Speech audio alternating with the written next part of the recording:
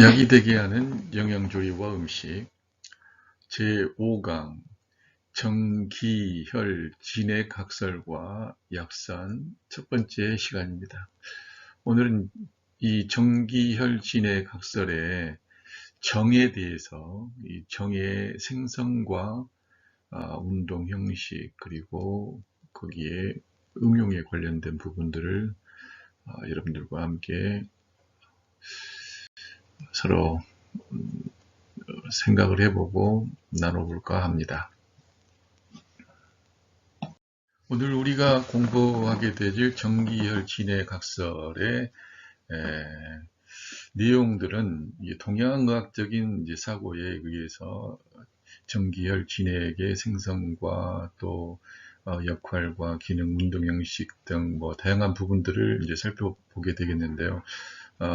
그러나 사실 우리가 과학이 발전되어지면서 영양학적인 관점에서 그렇단다면 이 정기혈 진액과 같은 이런 물질들이 과연 어떤 과정을 통해서 형성이 되어질 수 있을까? 이런 부분을 보려고 하게 되면 어차피 이 영양학적인 관점에서 그 원인이 되어지는 음식물들에 대한 소화 과정을 우리는 볼 필요가 있습니다.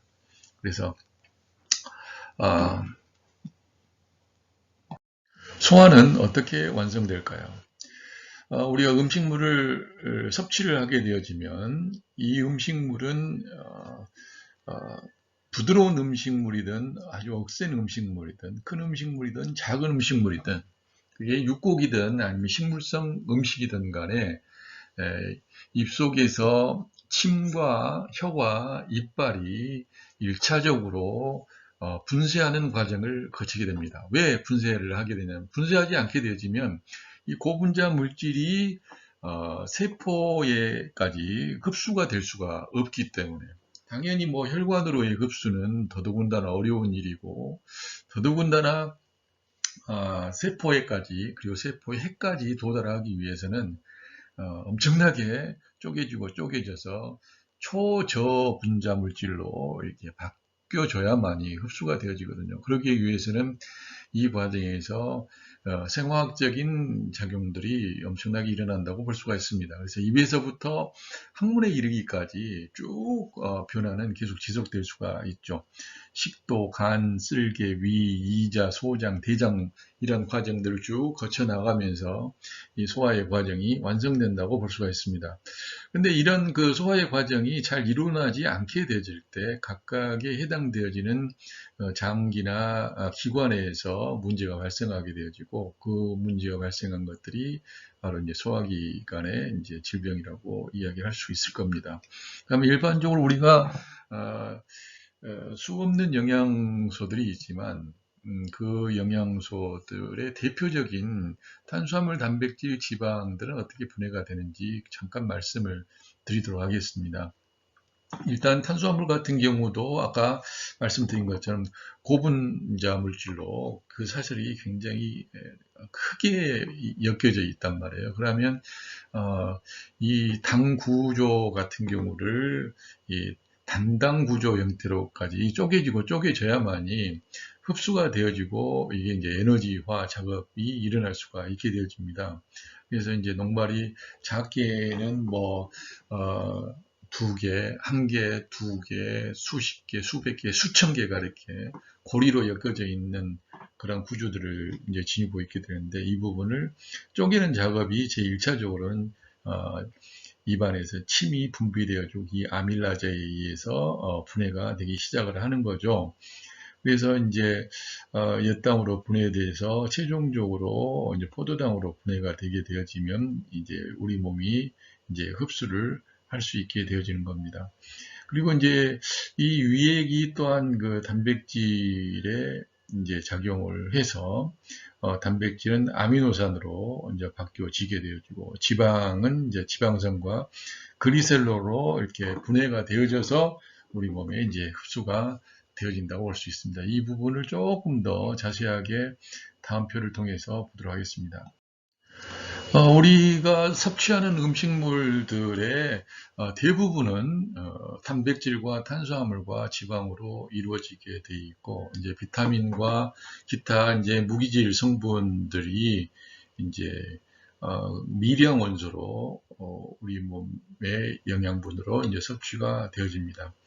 그래서 우리 영양소는 대부분을 차지하는 영양소와 미량 영양소와 극미량 수로 나눠지는데, 일반적으로 10대 영양소 정도는 우리가 그 기능적이고 효능적인 부분보다는 생명 활동하는 데 있어서 필수적으로 필요한 필수 영양소라고 볼 수가 있죠. 그러나 이제 극미량으로 되어 있는 그런 영양소들 같은 경우는 이제 효능 물질들이 이제 직접화되어 있는 이제 그런 영양소들이라고 볼 수 있습니다. 그러나 우리가 약선 요리에서는 최소한 이 탄수화물, 단백질, 지방 정도의 구성비와 이러한 부분이 잘 소화되고 흡수될 수 있게 하는 그런 기전 정도는 이해하고 있는 것이 필요할 듯하여서 여러분들께 말씀을 드립니다.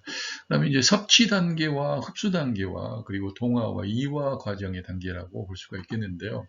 첫 번째, 섭취를 하게 되어지면 우리는 단백질과 탄수화물과 지방의 상태로 이제 흡수를 하는 거죠. 그러나 아무리 좋은 단백질과 탄수화물과 지방이라고 한다 해서 우리 몸에서 직접적으로 바로 사용할 수는 없어요. 바로 사용할 수 있기 위해서는 이제 소화 과정을 거쳐 가지고 단백질은 아미노산으로, 탄수화물은 포도당으로, 지방은 지방산과 이제 글리세롤로 이제 바뀌어져야만이 우리 몸에 드디어 이제 흡수가 일어나게 되어지는 거죠. 그렇다 해서 흡수됐다고 해서 그러면 이제 이건 혈관 정도의 흡수 단계인데, 이 혈관의 흡수 단계에서 세포의 흡수 단계로 이제 들어가야 신체 내에서 대사가 이제 일어나게 된다고 볼 수가 있습니다. 그러면 신체 내에서는 이제 세포 내와 세포 외의 상태로 볼 수가 있는데, 이제 세포 내의 상태로 이제 들어오게 되어지게 되면 거기에서는 이제 그 세포 핵 상태, 세포 핵을 만나게 되고, 그 세포 핵 안에서 단백질 등과 같은 지방산과 같은 이러한 부분들의 것들이 이제 합성이 가능하게 되어지는 거죠. 그래서 이 합성이 되어지게 될 때 무엇보다 내 몸에 적절한 내 몸의 DNA 염색체가 인정할 수 있는 내 몸의 상태에서 소화 흡수가 될 수 있는 형태로, 내 몸에 꼭 맞는 형태로 맞춤형 이제 단백질, 탄수화물, 지방의 형태로 구성이 되어서 내 몸의 신체 내 대사를 주장하게 되어지는 것입니다.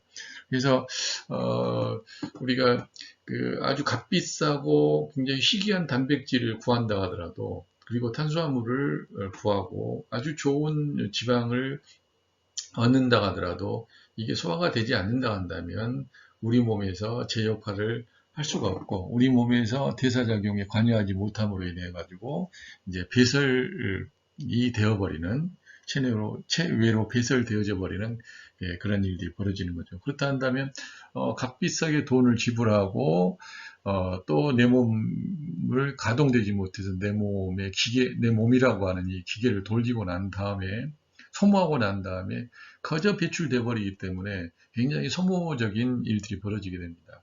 가장 거기에 대표적인 부분이 소모성 그런 질환으로서 당뇨 같은 경우가 이제 그렇게 되어지게 되어지고, 신장에 대한 부분이 또 문제가 되어지게 되면 바로 단백질들이 배설되어 버리는 이제 이런 일들이 벌어지죠. 그래서 당뇨 같은 경우가 탄수화물인 당을 배설해 버리는 거라 한다면, 단백뇨 같은 경우는 단백질을 배설을 해버리는 그런 것이라고 볼 수가 있겠습니다. 그래서 소화흡수는 굉장히 중요한 부분이라는 것을 우리가 알아서 약선 요리를 만드는 부분에서 아무리 좋은 음식이라도 소화흡수가 잘 되게 한다라고 하는 부분은 기본적으로 우리가 고려하면서 약선 영양 조리에 임할 필요가 있다는 것을 재삼 말씀드리고 싶습니다. 제가 방금 말씀을 드린 것처럼 모든 영양소는 세포 내에서 그 대사 과정을 거쳐야만이 제대로 된 이제 대사작용에 임할 수 있다, 생명활동을 개재할 수 있다라고 말씀드렸죠.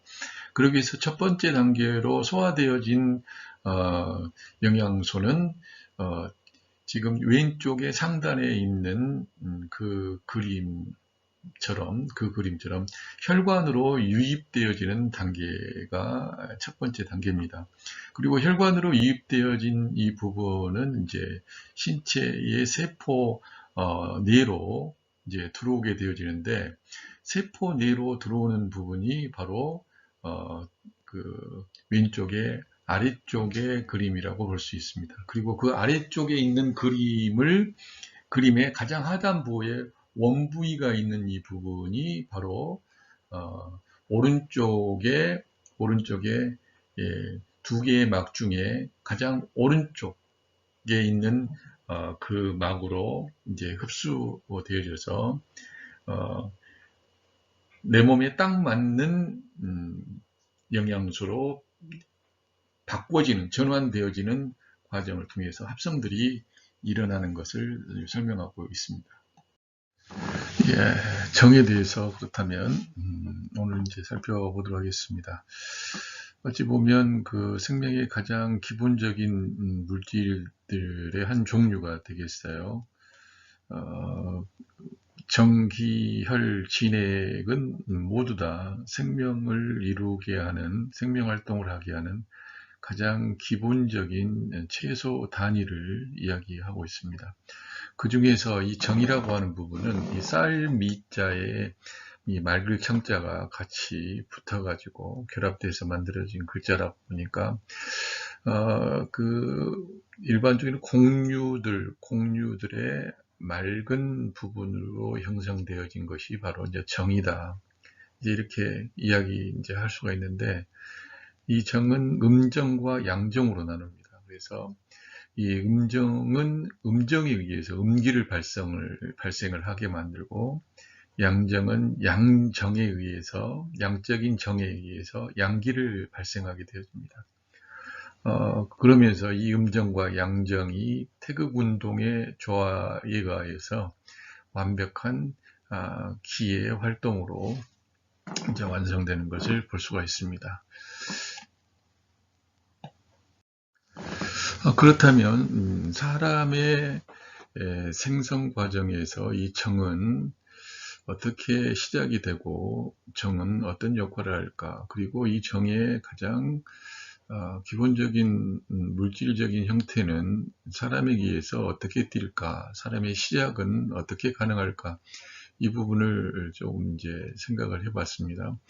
생각을 하다 보니까 사람이 만들어져 가는 이제 첫 번째 단계가 바로 이제 정자와 난자의 결합에 의해서 이제 수정이 돼서 그 수정된 것이 사람으로 태어나게 하는 그 전 과정의 시작점부터 역할을 이제 하고 있다고 볼 수 있겠는데요.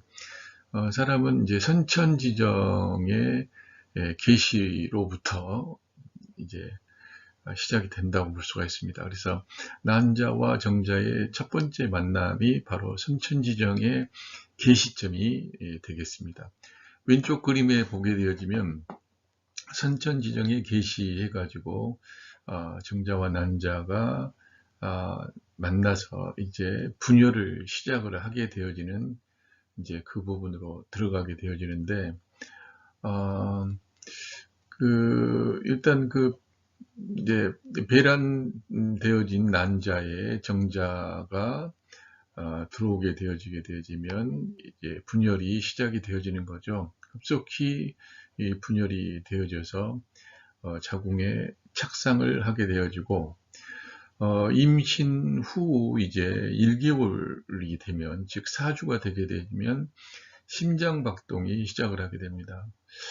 그리고 2개월 1주가 되게 되어지면 이제 간과 신장이 형성이 되어지고, 2개월, 2주가 되어지면 이제 심장 소리가 들리는 것을 우리는 생태적으로 볼 수가 있어요. 근데 이 심장 박동이 시작되고 간과 신장이 형성되고 심장 소리가 들리게 했었던 그 부분의 시작은 바로 정의 시작으로부터 가능했던 것이다 라고 이야기를 할 수 있지 않겠는가 그렇게 봅니다. 그래서 심장의 소리가 들릴 정도의 2개월에 2주가 되어져서 드디어 이제 우리가 결국에는 38주째 되어지게 될 때, 이제 아기가 이제 태어나게 되어지는 거죠. 그래서 오른쪽 그림에 보게 되어지면 태아의 자세에서부터 점점 3개월, 4개월, 5개월 하면서 15개월 정도가 되게 되면 이제 혼자서 걷게 되어지는 이런 생태적인 모습을 지니게 되어지는데 이런 부분의 시작이 바로 정으로부터 비롯되어졌고 이 정의 시작이 일생을 가는 동안에 이제 지속되어지는 그래서 정의 시작이었고 정의 끝이 바로 또 죽음이 될 수 있다라고 하는 부분입니다. 그래서 정은 태어남과 동시에 죽을 때까지 함께하는 생명활동의 기본 물질이다. 기본 단위 물질이다. 라고 하는 부분을 우리가 조금 생각을 해봐야 될 것 같습니다. 정기혈신에게 이제 등장하는 캐릭터를 한번 생각을 해봤어요. 그때 정이라고 하는 부분을 이제 극단적으로 이렇게 표현을 하는 것이 문제는 있지만 이해를 하는 데는 이제 좀 도움이 되지 않을까 싶어서 이렇게 표현을 해봤습니다. 정을 우리에게 슈퍼우먼, 원더우먼이라고 이제 표현을 한다면 기라고 하는 부분은 이제 슈퍼맨으로 이렇게 캐릭터를 정해질 수가 있을 것 같아요.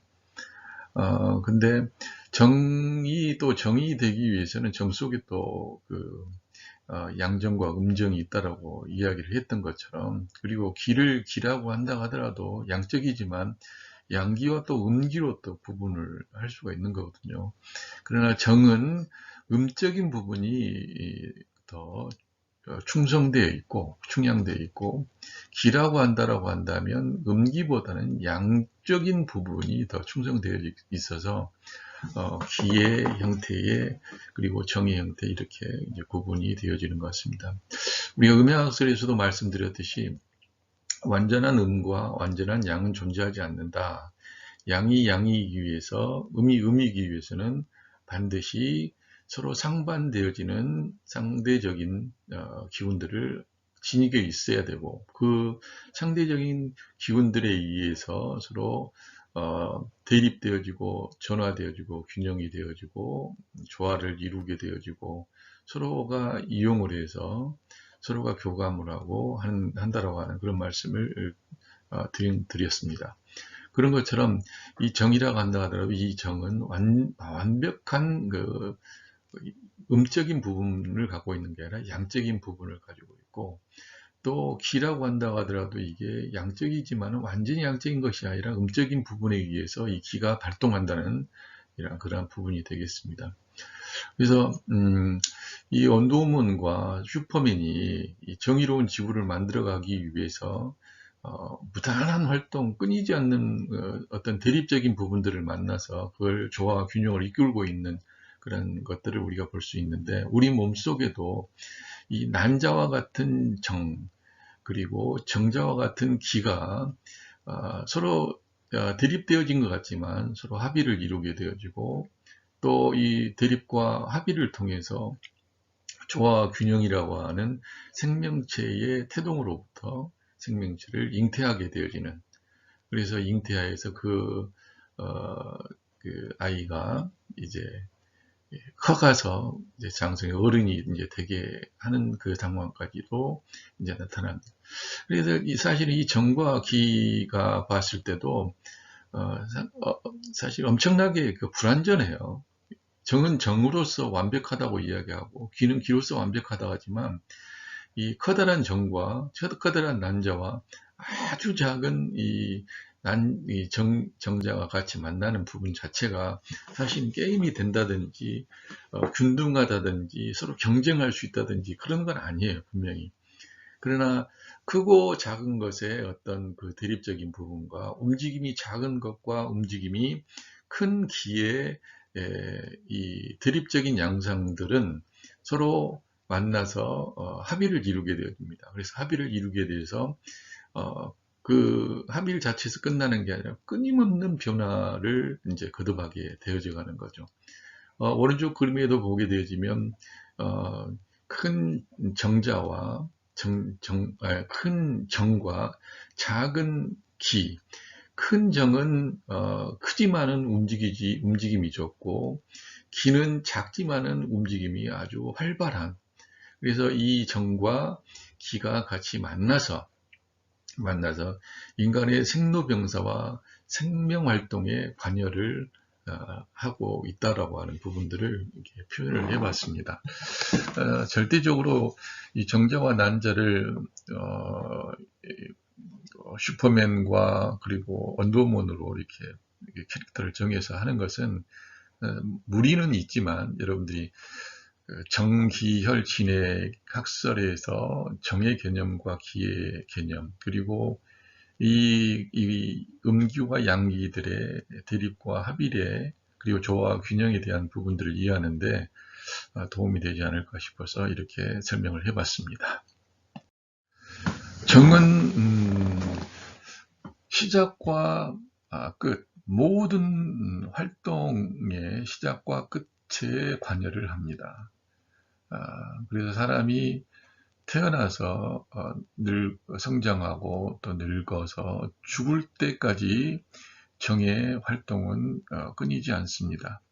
우리가 어떤 사회적인 활동을 하더라도 그리고 이 활동이 급박하든지 아니면 완만하든지 내가 하고 싶은 일을 하든지 하기 싫은 일을 하든지 큰 일을 하든지 작은 일을 하든지 앉아있든지 서있든지 책을 보든지 공부를 하든지 운동을 하든지 어떤 활동을 하더라도 이 정은 그 역할을 놓지 않고 계속 진행되어지고 있다고 하는 것이죠. 그래서 우리 인생의 시작과 끝 모든 부분에 관여하고 있고 이 정은 그 활동들을 하게 하는 시작이자 끝이다 라고 하는 부분을 말씀드리고 싶습니다. 그러면 인체에 있어서의 정의 개념을 조금 더 살펴보도록 하겠습니다. 인체의 정은 부모로부터 받은 생명물질과 후천적인 수국정미가 결합된 정화물질입니다. 그리고 인체의 생명 근원이 되어지고 인체를 구성하고 인체 생명활동을 유지하게 하는 인체 생명활동을 유지하게 하는 기본물질이다. 생명의 근원인과 동시에 또 생명 현상들, 생명 활동들을 유지하게 하는 기본적인 물질이다.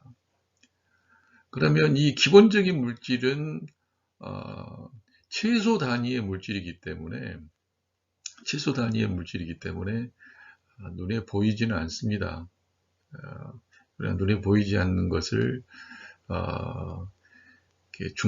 중첩되어지게 되면 이제 어떤 형상을 지니게 되긴 하지만은 눈에 보이지 않는 아주 기본적인 최소 단위의 물질이다라고 하는 것, 최소 단위의 물질이라는 것을 꼭 기억을 하십니다. 기도 역시 마찬가지로 물질이에요. 최소 단위의 물질입니다. 생명을 유지하게 하는, 생명을 구성하는, 생명활동을 끊임없이 지속적으로 안내하는 그런 기본적인 최소 단위의 물질이다. 이 부분을 꼭 기억하시기 바랍니다. 정의 개념적인 부분을 보면은 정은 그 생명, 만물을 생성하는 본원이다. 라고 해서 고대 철학의 이 정기학설에 영향을 끼칩니다. 생명의 본원이자 인체 내부에 또한 정화물질입니다. 그래서 인체를 구성을 하고 있는 본질적인 물질이기도 하지만 이 본질적인 물질이 인체 생명활동을 유지하게 하기 위해서 꾸준히 필요한 또한 정화시키는 정화물질이다라고 하는 것을 또 정화하는 물질이다라고 하는 것을 또 아셔야 될 것 같고요. 단순하게 이 정을 좁은 의미로만 본다 한다면 생식지정, 즉 후대를 번식하게 하기엔 생식지정으로부터 출발을 하지만 넓은 의미로 본다 한다면 정화되어지고 정미되어지고 하는, 그래서 이것들이 인체의 혈과 수와 수국의 정미와 정미 물질과 관계가 되어진다는 거죠. 그러나 이러한 정이 선천지정, 수곡지정, 생식지정, 장부지정으로 구분되기는 하지만 우리가 기혈진액, 정기혈진액 학설에서 보고 있는 혈과 진액과 수를 포함하지는 않아요. 혈과 진액과 수와 관계는 있지만 혈과 진액과 수를 포함하지는 않는다는 것은 우리가 알아야 될 것 같습니다. 정의 대사작용에 대해서 살펴보도록 하겠습니다. 정은 이렇게 생성이 됩니다. 일단 선천지정과 후천지정으로 나눠지는데, 선천지정은 부모로부터 이제 유전되는 생명물질이기 때문에 어찌 본다 한다면 그 정자와 난자의 착상으로 끝날지도 몰라요. 물질적인 부분으로 본다 한다면. 그러나 그 정자가 가지고 있는 염색체와 난자가 가지고 있는 그 염색체, 이 두 개가 가지고 있는 유전 정보는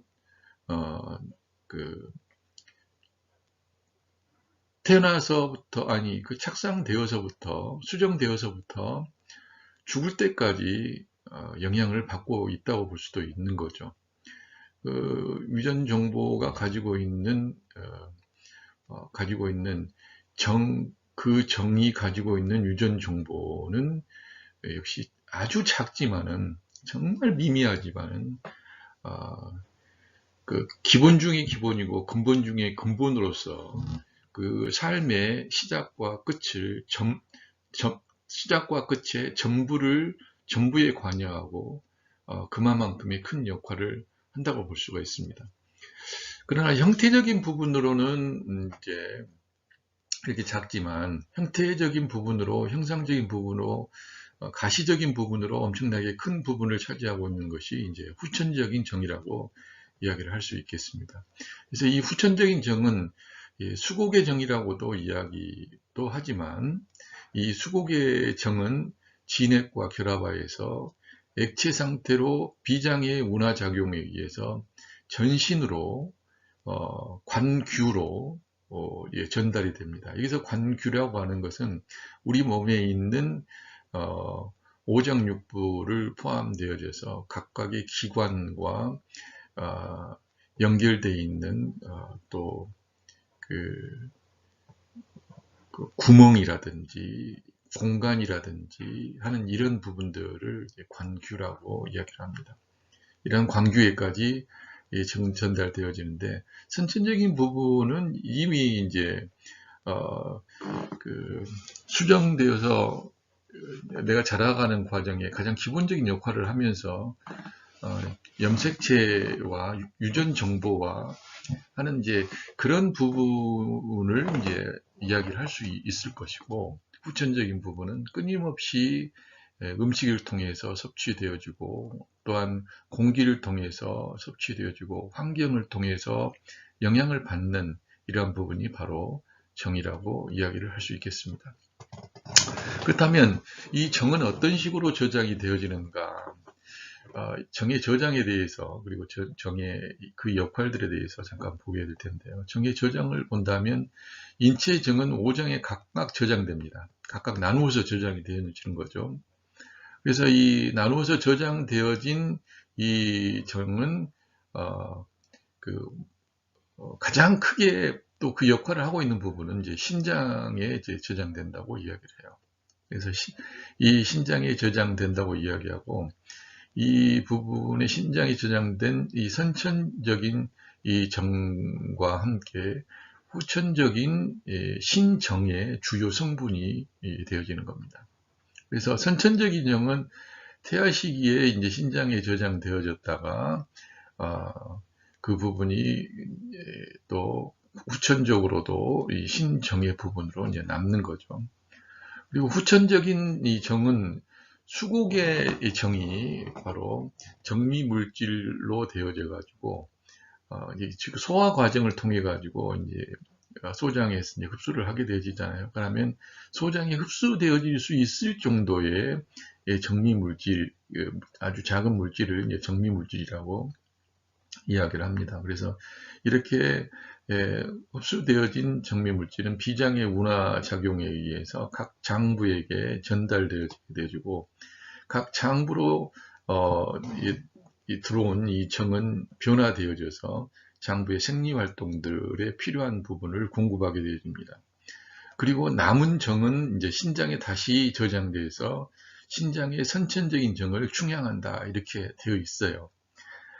근데 여기서 중요한 부분은 뭐냐면, 수국의 전기가 선천적인 정에 영향을 받으면서 각 장부에 나눠서 저장되어지는데, 그 중에서 가장 중요한 부분은 또 신장이다라고 이야기를 하고 있는데, 중요한 부분은 이 남은 정이 신장에 그렇게 해서 각각의 장부의 활동들을 하게 하고 생리 활동을 하고 난 다음에, 그래도 남은 정은 신장에 다시 저장되어서 선천적인 정으로 충양된다는 거예요. 그렇기 때문에 우리는 모든 그 활동을 하게 될 때 그냥 극에 도달해서 모든 정을 다 소모시켜 버리는 그런 활동을 하는 게 아니라 어느 정도 남겨둘 줄 아는 그런 활동들을 해야 된다. 그게 어찌 보면 지혜다.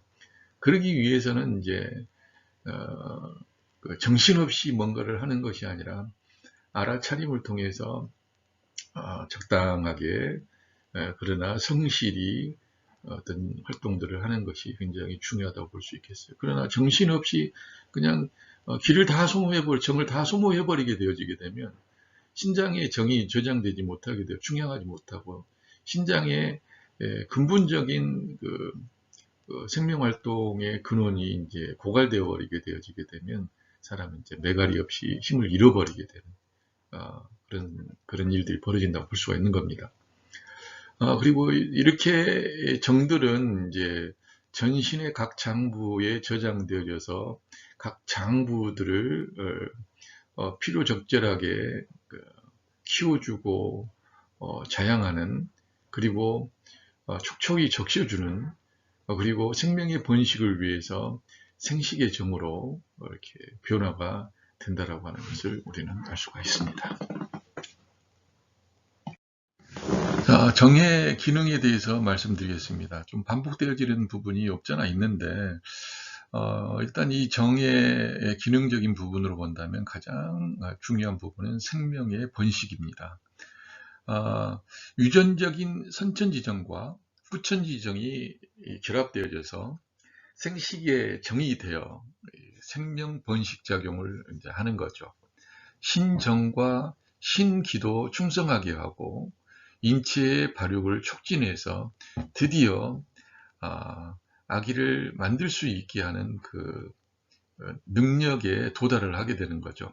이걸 이제 천계, 티엔꾸이라고 이렇게 이야기하는데, 생식 기능이 완성되어지는 생명 번식의 기능을 합니다. 두 번째는 유양의 기능이 있는데, 각 장부의 형체와 관규를 자윤하고 유양합니다. 그래서 유양이라고 하는 것은 충분히 그 활동을 할 수 있도록 보살피고 또 길러준다는 거죠. 그 장기가 그 장기답게 만들어주는 역할을 이제 하고, 이 자윤이라고 하는 것은 모든 것들이 촉촉이 적셔 있으면 이제 좋은 이제 부분이라고 이야기를 할 수 있는데, 이를테면 기계가 움직이기 위해서는 이제 기름이 필요하잖아요.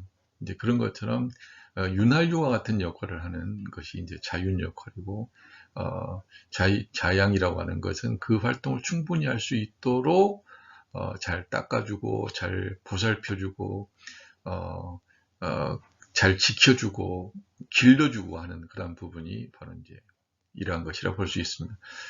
그래서 장부의 형체나 장부의 역할들을 잘 할 수 있도록 하는 것이 바로 유양이다. 그러나 이제 정이 부족하게 되어지면 이제 어떤 일이 벌어지냐면 오장의 정이 이제 쇠약해져서 유양작용이 이제 잘 되지 않을 거 아닙니까? 그러다 보면 전신장부의 조직과 광주가 즉 비정상 상태를 발휘하게 되어지는 거죠. 그래서 예를 든다 한다면 신정이 부족하게 되면 성장 발육이 지체가 되어지게 되고 조로 현상이 나타나고, 폐의 정기가 부족하게 되면 호흡장애나 피부가 윤택하지 못합니다.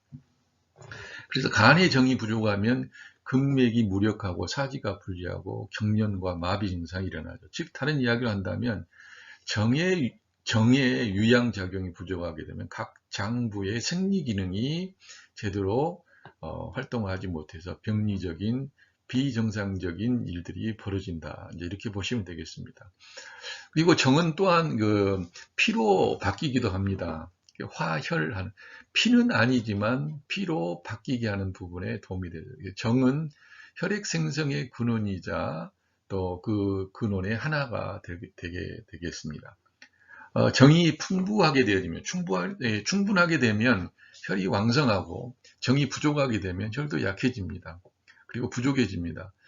정은 장부 조직 중에 존재하고, 심정은 심혈로 들어가서 융합하고, 간정은 간혈로 들어가서 융합한다고 말씀드릴 수 있겠습니다. 또한 기로 바뀌기는 화기의 기능을 담당하는데요. 선천지정은 선천 원기로 바뀌게 되어지는데, 선천 원기로 바뀌는 선천 원기라고 이야기할 수 있는 건데요. 이 수곡의 정과 곡기가 화생하여서 호흡을 통하여 청기와 결합하여서 일신의 기를 만들어내고 그 기와 결합하게 되어지는 것입니다. 그리고 또 화신이 된다. 정신적인 부분에 영향을 끼친다는 이야기죠. 정이 부족하게 되면 정신적인 부분도 필요하게 되어지고, 이 정이 고갈되어지게 되어지면 이 정신이 분산되고 또한 사망에 이르게 되어진다. 그래서 정의 기능은 생명의 번식에서부터 각 장부의 유양과 피와 관련되어지고, 또한 기와도 관련되어지고, 정신적인 부분과도 밀접한 관련이 있다고 말씀드릴 수 있겠습니다. 자, 그렇다면 정기혈 진액과의 관계를 좀 보도록 하겠습니다. 정은 기와 어떤 관계가 있고 혈과 어떤 관계가 있는가, 진액과는 어떤 관계가 있는가. 진액과의 관계보다는 정은 그 기와 혈과의 아주 밀접한 관련이 더 있습니다. 정은 기로 바뀌게 되어지고, 또 기는 또한 이 쌍방간의 기는 또 정으로 바뀌기도 합니다. 그리고 이 정은 혈의 뿌리가 되어지기도 하고, 혈의 근원이 되어지기도 하고, 서로가 정이 혈로 되어질 수도 있고, 혈이 정으로 또한 변화되어질 수도 있습니다. 그래서 화기의 형식과 화혈의 형식이 있을 수가 있겠습니다.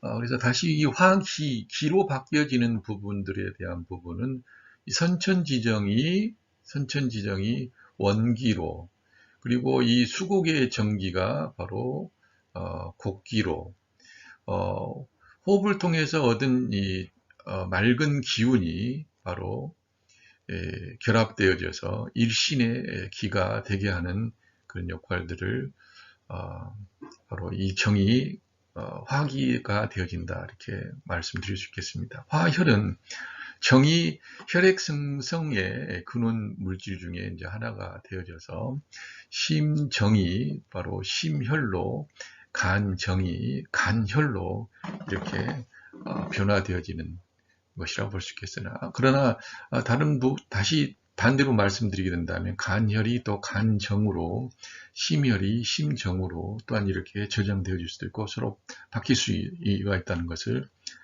우리는 알아야 되겠습니다. 그래서 심정이 부족해도 심혈이 부족하지만, 심혈을 너무 낭비해도 심정이 고갈되어지고, 간정이 넘치게 되어지면 또 간혈도 넘치게 되지만, 또 간혈을 너무 낭비하게 되어지면 역시 간의 정도 역시 고갈될 수밖에 없다. 이런 관계를 말씀드릴 수 있겠습니다.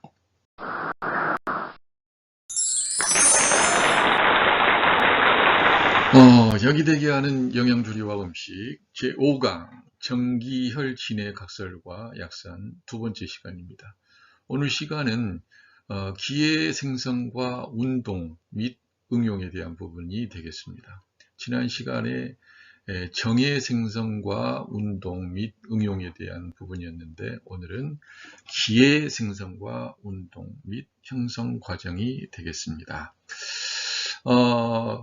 그 정의 부분 같은 경우에는 기로 바뀌기도 하고 또 기가 정으로 바뀌기도 하고, 혈이 그 정의 근원이 되기도 하고, 또한 정이 남게 되어지게 되면 혈로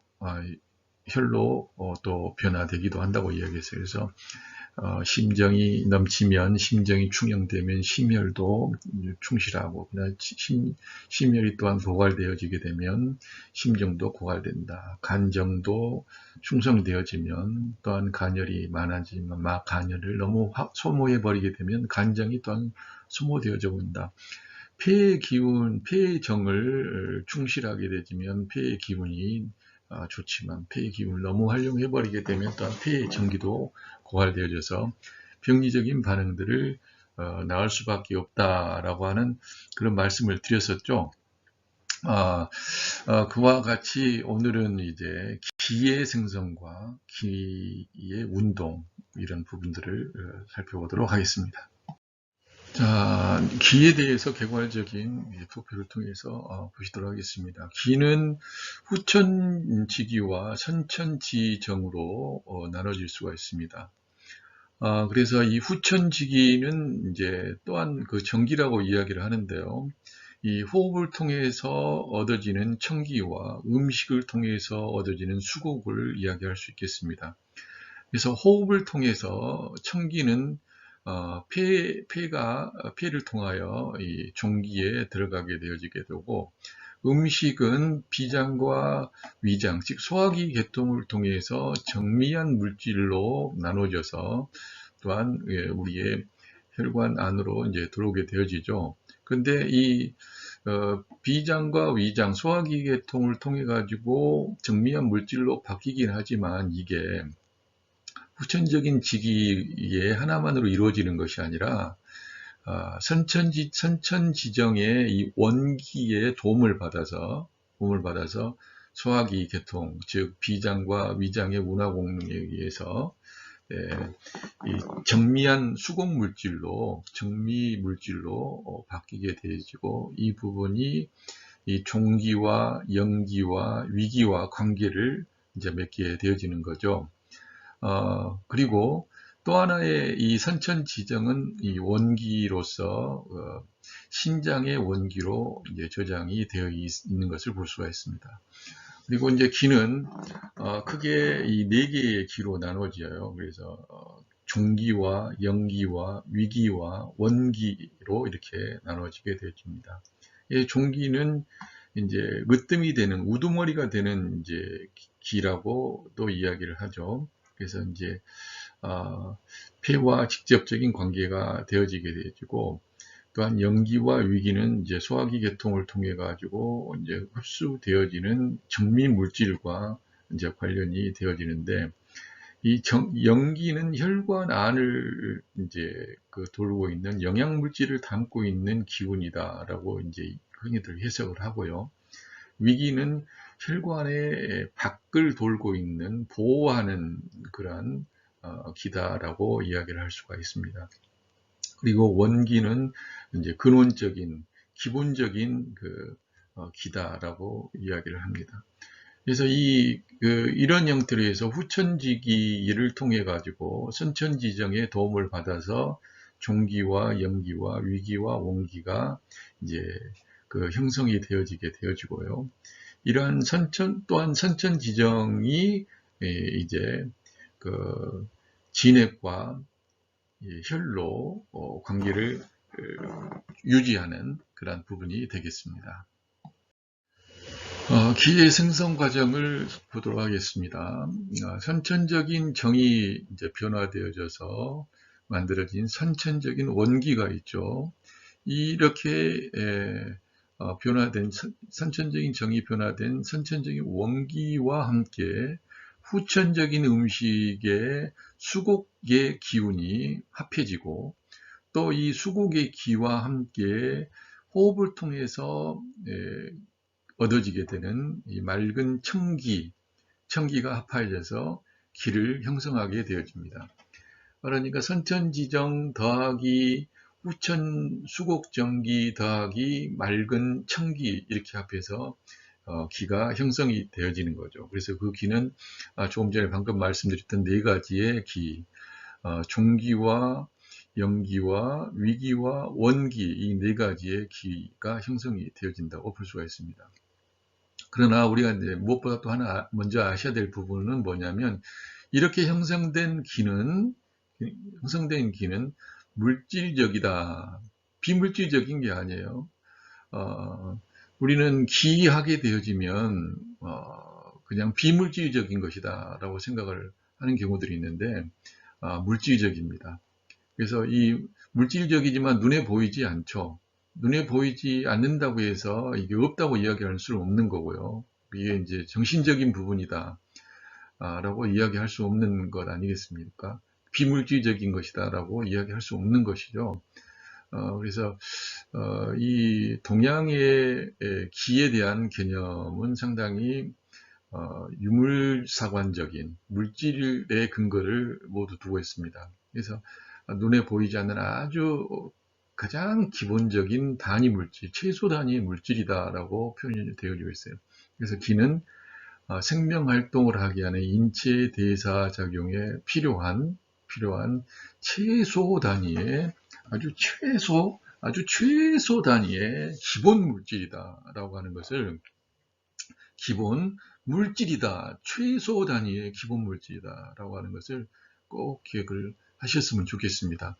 이 선천적인 기와 수국의 기와 청기가 같이 어우러져서 이 기가 형성이 되어지는 겁니다. 선천적인 부분이 약한 사람, 그리고 후천적으로 수국의 기를 잘 못 받침을 하는 사람, 그리고 맑은 청기를 잘 공급받지 못하게 되면 기의 형성에는 문제가 생기게 되고 기의 형성과 활용에 대한 부분에서도 문제를 발생할 수가 있는 거죠. 그래서 기의 생성의 과정에서 우리가 꼭 짚고 넘어가야 될 부분은 선천적인 부분도 굉장히 중요하지만 후천적인 자양도 중요하고 또한 후천적인 자양 속에는 눈에 보이지 않는 물질인 좋은 공기도 역시 좋은 환경도 역시 굉장히 중요한 부분이다라고 하는 것을 말씀드리겠습니다. 그러니까 세계 평화를 위해서 동분서주하면서 온갖 불협화음들을 잠재우는 우리의 슈퍼맨도 사실은 선천적인 기운과 수국의 기운 자양과 이 청기의 덕분으로 이렇게 슈퍼맨이 만들어지는 거예요. 그러나 선천적인 기운만 가지고는 결코 슈퍼맨이 될 수 없다. 그리고 수국의 정기만 가지고도 역시 그러하다. 청기만도 이 삼박자가 같이 맞춰줘야 되는 것이고 어떠한 부분이 부족하다 생각되어진다면 그 부족한 부분들은 늘 알아차림 속에서 그것들을 어떻게 하게 되어지면 잘 조절할 수 있을까 생각을 하면서 조정이 되어져야 되겠다. 그게 바로 기의 분할을 원활하게 하게 할 수 있는 유일한 조건이 될 수 있습니다. 그래서 기분이 좋게 할 수 있는 방법이죠. 그래서 이 세 가지 방법은 꼭 기억되어져야 되겠죠. 기와 장부의 관계입니다. 이 기와 장부와 밀접한 관련이 있는 장부는 모든 장부가 다 마찬가지긴 하지만 특히 이제 신장과 비장과 폐가 여기에 해당되겠습니다. 우리가 살펴볼 이 신장은 생기지근이다. 기를 만들어내는 이제 근본이다. 기를 생성시키게 하는 뿌리다. 이렇게 이야기를 하는 거죠. 그래서 생기지근이다. 신장은 선천지정을 저장하는 이제 장기죠. 그리고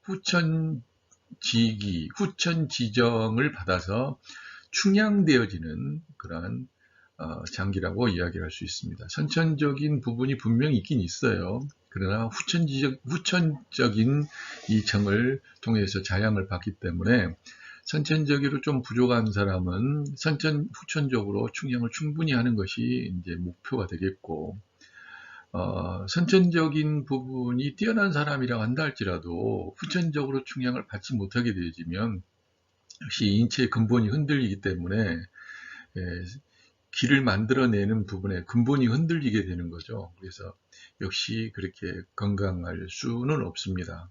그러나 선천적인 부분과 후천적인 부분이 서로 잘 조화와 균형을 유지한다라고 이제 말씀드릴 수 있겠고요. 비장과 위장은 기를 만들어내는 생기지원이다. 그 이제 근원적인 원인 물질들을 이제 제공하기 때문에 생기지원이다라고 이야기를 하고 있어요. 그래서 비장의 운하 공룡을 통해서 음식물들을 이제 수납하게 되어지고 또 이 수납할 뿐만 아니라 음식을 전신에 이제 전달해 주게 하는 그런 역할들을 이제 하게 되어집니다. 그래서 무엇보다 심장과 폐로 이 수곡 정미 물질들을 전달해서 혈과 진액의 근원을 완성시킨다 이렇게 말씀드릴 수 있겠습니다. 폐는 기를 생겨나게 하는 그 주인이다. 기를 생겨나게 하는 가장 주체적인 부분을 담당한다. 이제 이렇게 해석할 수 있겠는데, 생기주기.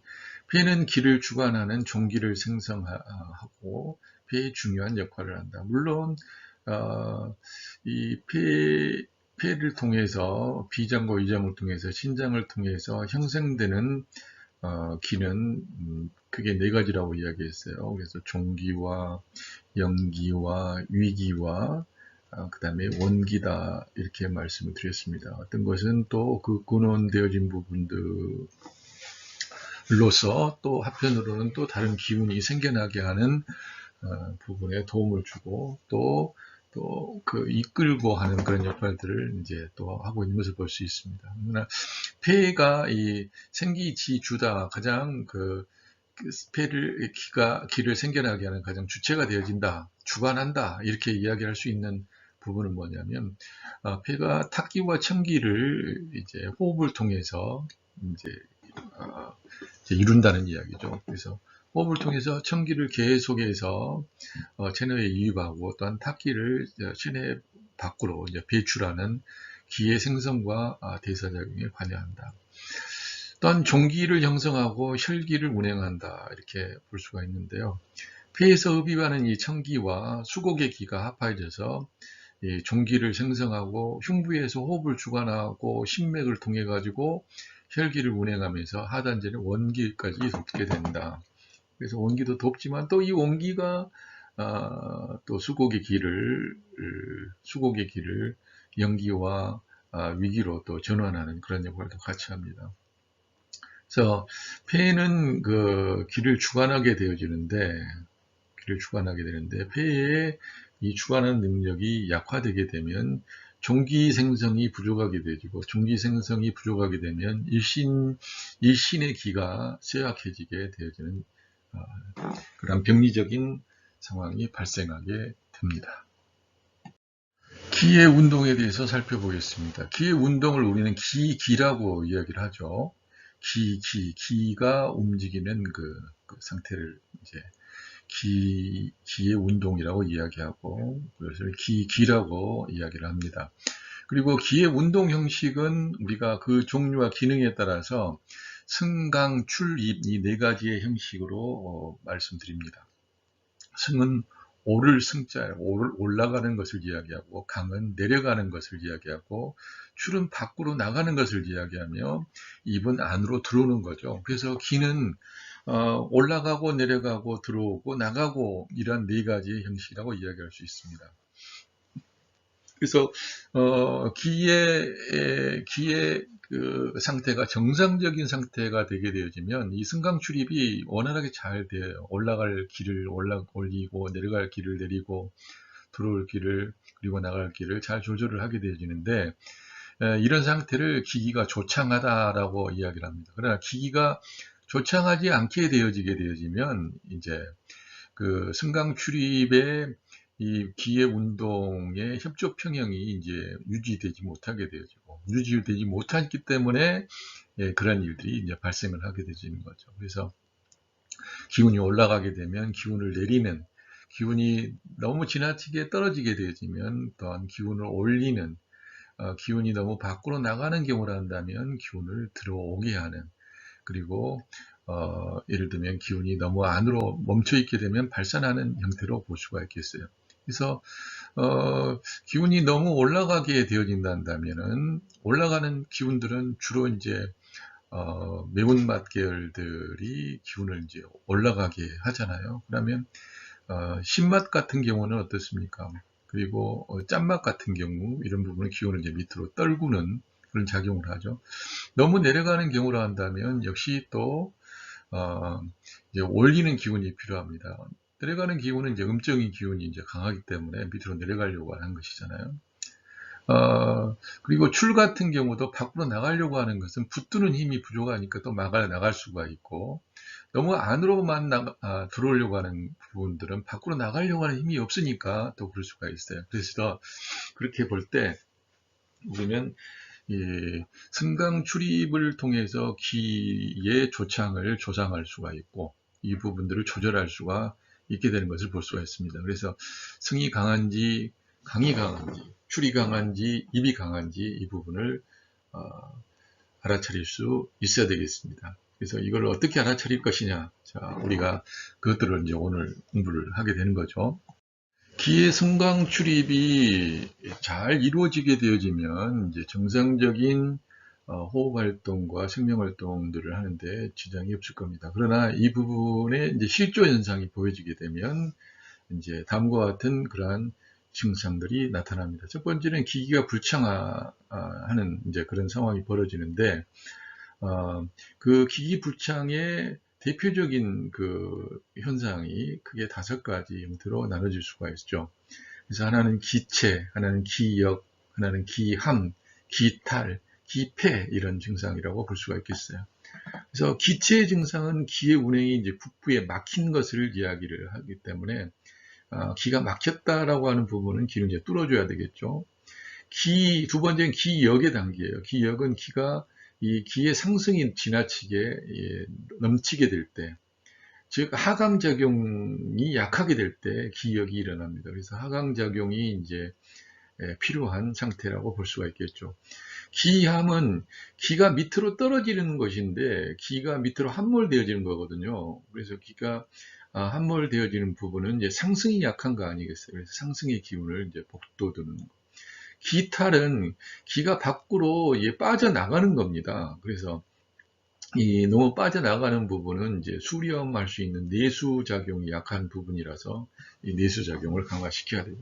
기폐라고 하는 것은 기가 밖으로 나가지를 못하는 거예요. 즉 울결돼 있어서. 그래서 이 기에 울결되어지는 부분들을 이제 해결해 주는 그런 상황이 될 때 기에 그 불창 상태, 기기의 불창 상태를 회복시킬 수 있는 방법이라고 볼 수가 있겠습니다.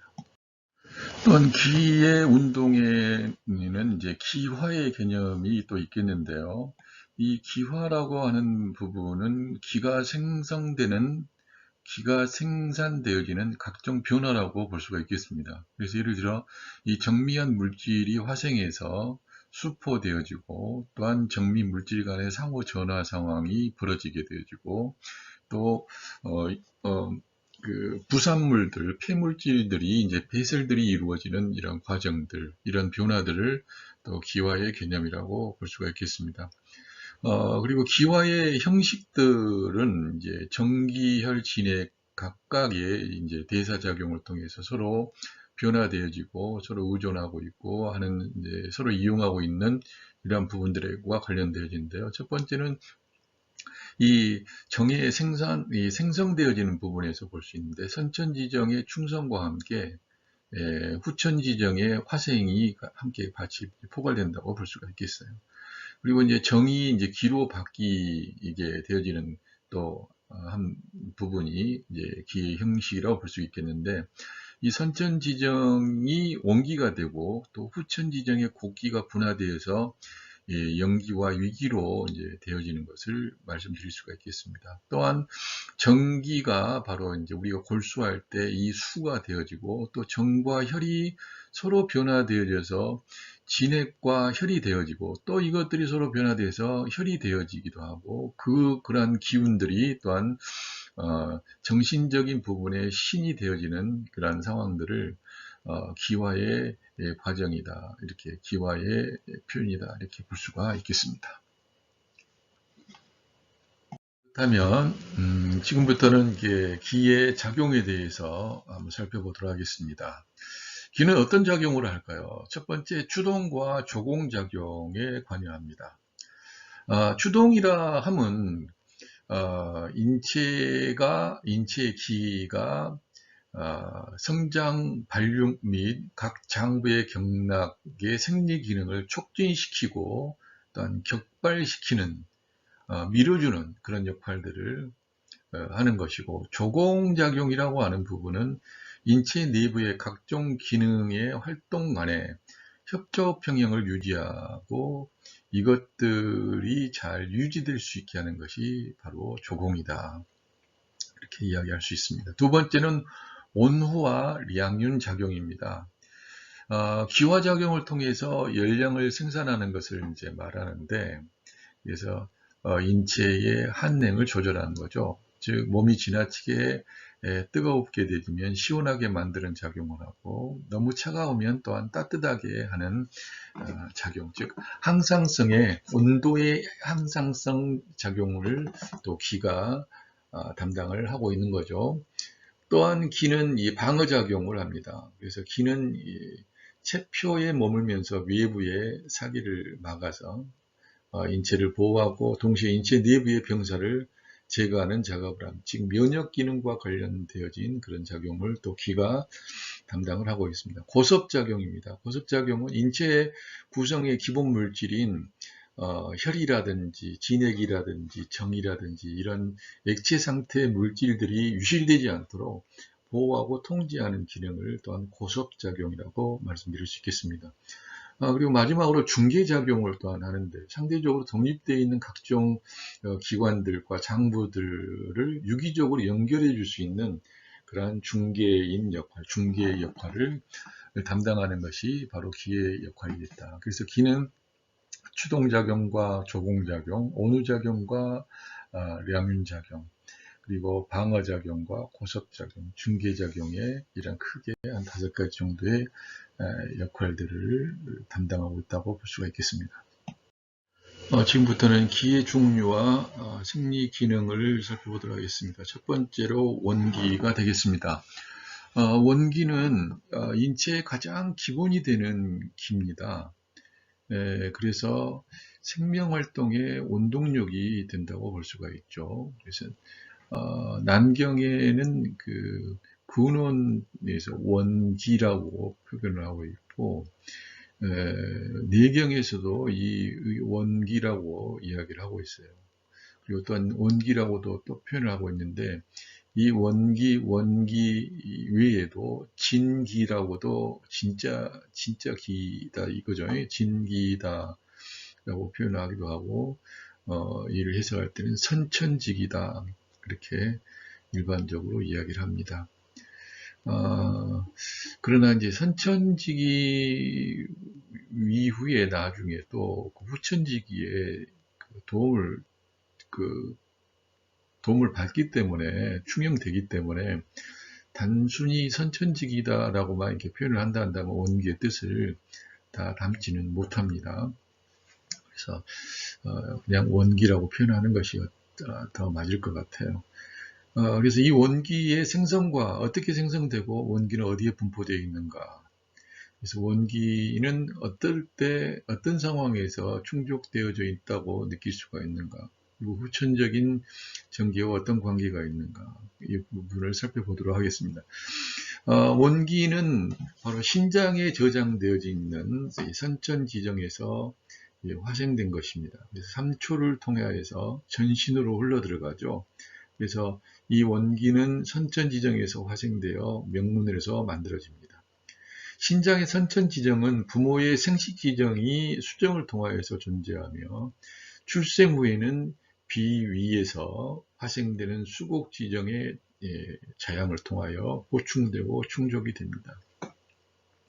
원기의 충족 여부와 후천 지정에 대한 관계를 보게 되면 원기가 충족되어져 되어 있느냐 없느냐에 대한 여부는 부모의 선천 지정뿐만 아니라 비위의 운하 기능과 음식 영양 및 후천 지정의 화생 여부에 따라 달려 있습니다. 만약에 선천 지정의 부분이 부족하게 되어져서 원기가 허약한 사람은 이 후천 지정으로 배양한다면 어느 정도 보충이 가능하죠. 그렇기 때문에 삶을 살아가는 이 인생에서 비위의 후천지기의 비중이 적지 않다는 것을 알 수가 있겠습니다. 이 원기의 생리적인 기능은 크게 두 가지로 분류를 할 수 있는데요. 첫째는 인체의 성장 발육과 생식 기능을 추동하고 조절하는 기능이고, 두 번째는 각 장부와 경락 그리고 형과 체의 관규의 생리적 활동을 추동하고 조절하는 그런 역할을 바로 이 원기가 하고 있다고 보겠습니다. 기의 두 번째 종류는 종기가 되겠습니다. 이 종기는 곡기와 자연계의 천기가 결합되어서 흉부에 모여있는 후천지기라고 말씀할 수 있겠습니다. 일신지기의 성세와 밀접한 관련이 있고, 영추의 오미편에 보게 되면 기해라고도 하며 단중이라고도 이야기를 하고 있습니다. 이 종기의 생성과 분포를 보게 되면 생성은 비위운하의 수곡전기가 화성되어서 만들어진 수곡지기와 폐의 호흡을 통해서 얻어진 자연의 천기가 결합하여서 종기가 만들어집니다. 그렇게 해서 비위의 운하 기능과 폐의 길을 주관하게 되어지고 또 호흡의 역할을 담당해서 종기의 생성과 성쇠를 이제 결정을 한다고 보겠죠. 종기는 세 가지의 생리적인 기능을 담당합니다. 호흡과 혈액순환과 원기의 자원이 되겠어요. 그래서 호흡과 관련되어서는 종기가 충성되게 되면 호흡과 언어가 이제 순조롭고 목소리가 맑고, 만약에 부족하게 되면 언어가 부자연스럽고 발성이 약하게 되죠. 혈액순환과 관련해 있어서는 이 종기는 혈액순환을 촉진시키고 기혈의 운행과 심장박동을 원활하게 이제 진행하게 됩니다. 그렇기 때문에 이 종기가 충성되어 있느냐 아니면 무력하냐에 따라서 심장이 정상적이냐 비정상적이냐도 역시 가늠을 하게 되어지는 거죠. 그리고 원기의 자원이 되기도 한다. 3초를 통해서 아래 하단전까지 내려와 이 원기가 축적되어지고 종기가 축적되어지고, 이 종기는 원기의 자원이 되어 선천적인 기와 후천적인 기를 결합시켜 일신의 기를 형성하게 되는 것입니다. 세 번째 길은 연기가 되겠습니다. 이 연기는 맥 중에, 즉 혈관 중에, 혈관 안에 영양작용을 하며 이제 운행하는 것을 이 연기라고 합니다. 그래서 영과 혈은 서로 밀접한 관계가 있어서 분리할 수 없고, 그래서 이 영혈이라고 이야기를 하고 있습니다. 연기의 생성과 분포를 보게 되면 연기는 비장과 위장의 운하 기능에 의해서 수곡정미에서 온 것입니다. 그래서 수곡정미가 수곡지정의 수곡지기로 변화해서 또한 연기를 만들고 맥으로 들어와서 전신으로 퍼져나가는 거죠. 그래서 생리적인 기능으로 본다면 혈액으로 바뀌고 전신에 영양을 공급한다. 그래서 영추사객편에 의하게 되면 영기자, 필기진액이요, 주지위맥이면 화이위혈이다 이렇게 이야기해서 영기와 진액이 조화롭게 결합해서 맥중에 모여 혈액으로 변화된다라고 하는 그러한 뜻을 갖고 있다고 보겠습니다. 네 번째 기의 종류는 위기가 되겠는데요. 이 위기는 맥의 바깥 부분을 운행합니다. 그래서 외부로부터 들어오는 사기를 막아내어 이제 보위작용을 하고 하기 때문에 이제 위양이다라고도 이렇게 말하기도 합니다. 위기는 비위윤화 공명에 의해서 수곡정미로 이제 통해 가지고 온 것인데, 이 수곡정미를 통해서 들어온 이 부분이 그 중에서도 더 이제 그 양적인 부분이 있고 음적인 부분이 있을 거 아니에요. 그래서 그 중에서 양적인 부분은 혈관 안으로 이제 들어오지 않고 혈관 밖이나 체표 쪽에 머물면서 전신으로 이제 퍼져나간다 이렇게 볼 수가 있습니다. 그리고 생리적인 기능으로는 인체의 체표에 분포돼서 바로 이제 그 외부로부터 들어오는 사기를 방어하고 전신을 따뜻하게 하면서 땀구멍을 조절하는 생리 기능을 이제 발휘한다고 보는 거죠. 그래서 위기는 땀구멍의 개폐작용을 통해서 땀을 배출하고 촉진하고 또 통제하는 조절작용을 한다고 말씀드리겠습니다. 마지막으로 정기혈진액의 관계로서 기를 살펴본다 한다면 이 기는 대표적인 그 으뜸 종자, 그 우두머리 종자를 써서 종갓집 종자죠.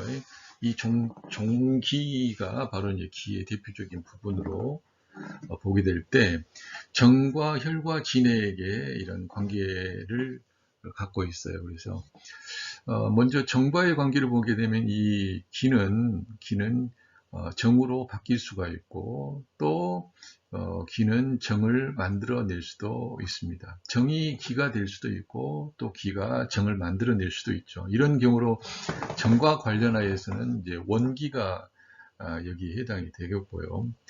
이제 기가 바로 그 혈을 만들 수도 있고 혈이 또 기가 이제 될 수도 있고 하는 부분인데 이 상황에서 기와 혈과의 관계는 바로 연기가 여기에 해당이 되겠습니다. 기는 또 그 진액을 만들 수가 있고 또한 진액은 기가 또 되어질 수도 있거든요.